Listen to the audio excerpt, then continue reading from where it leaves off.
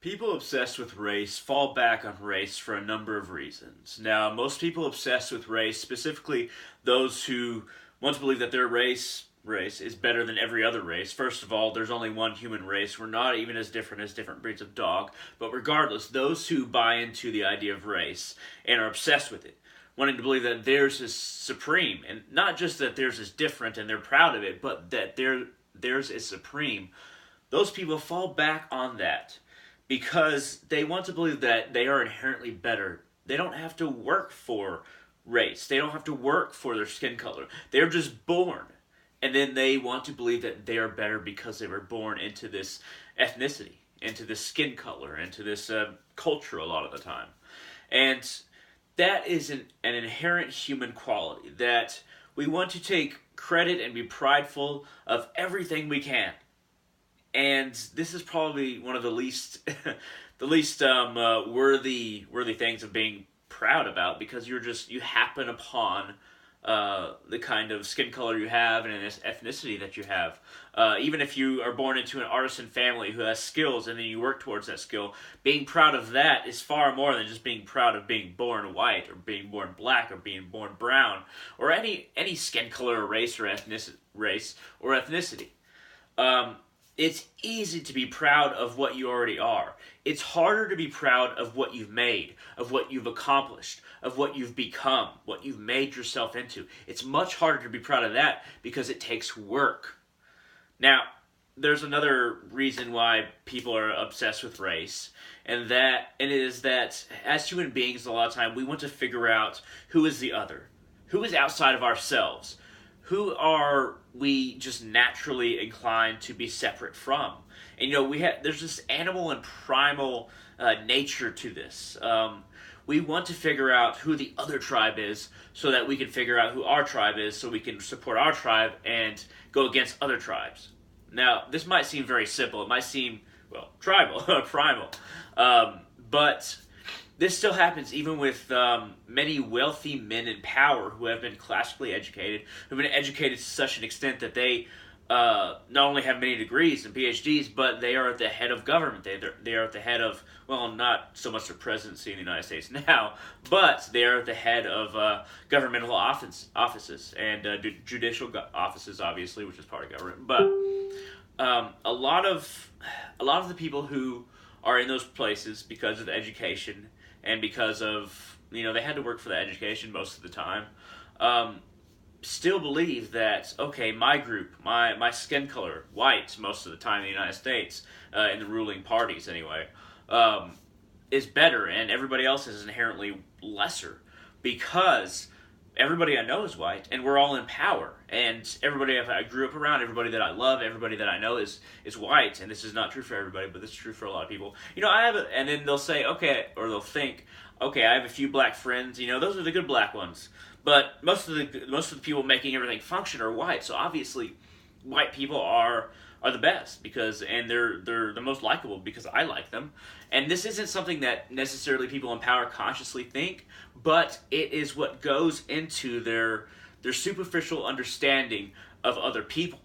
And then there's this other understanding of how much money they have and where they live and what languages they speak, where they come from. But those are separate matters. When it comes to the idea of race, which is ethnicity ultimately, and skin color, because we're really not that different. Even those who are in the highest echelons of power have this same tribal mentality. Now, the third reason some people, not all people, are obsessed with race is that they may have had bad encounters with people of a different race in the past.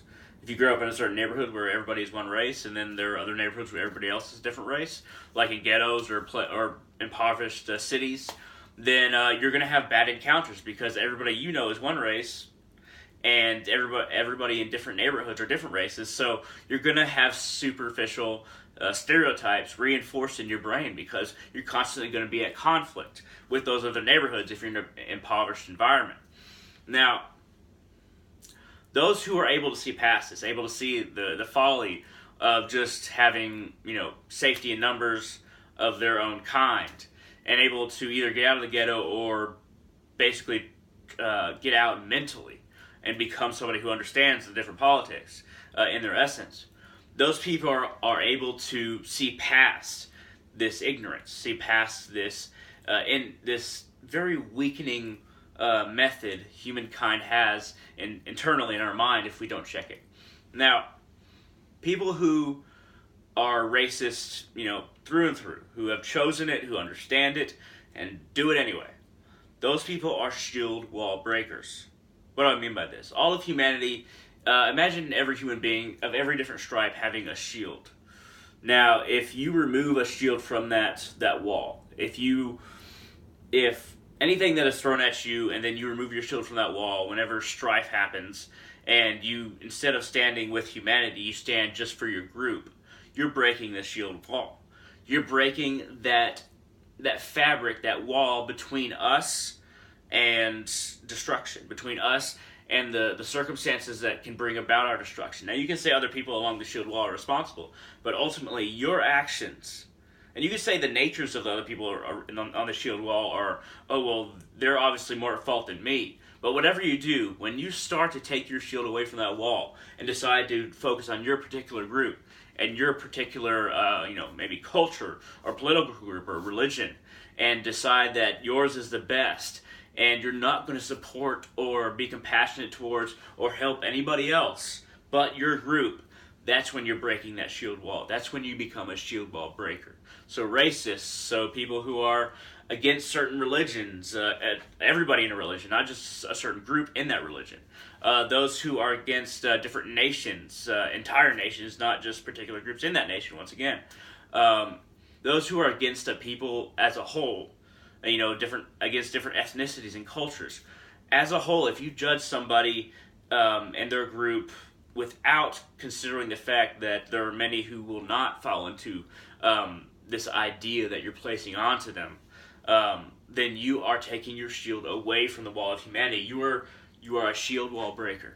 Don't be a shield wall breaker.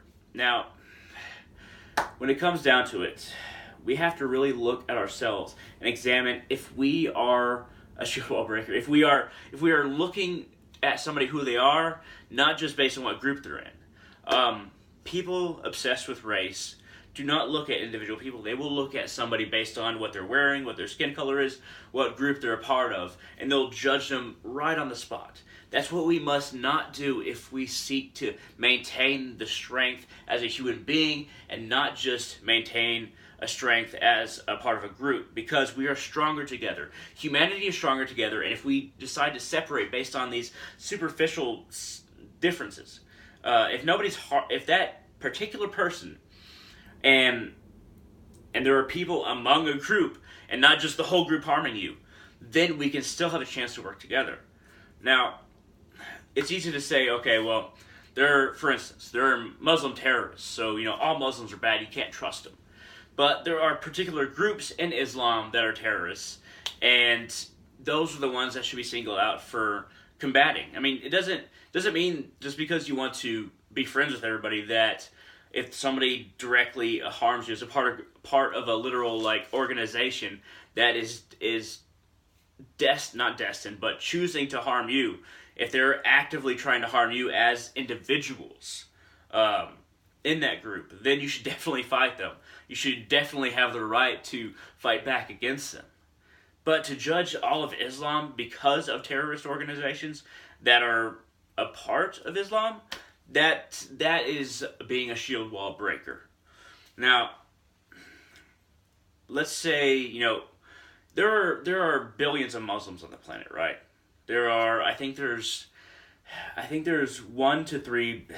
This is a very big range, but there's over 1 billion Muslims for sure.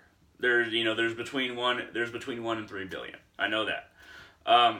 It's probably one of the fastest growing religions. Let's just take the 1 billion number. Now, if even 1% of 1 billion were terrorists, the whole world would be just screwed. We would all be screwed because that would be a gigantic army. If even 1%, which you can get plenty of young males.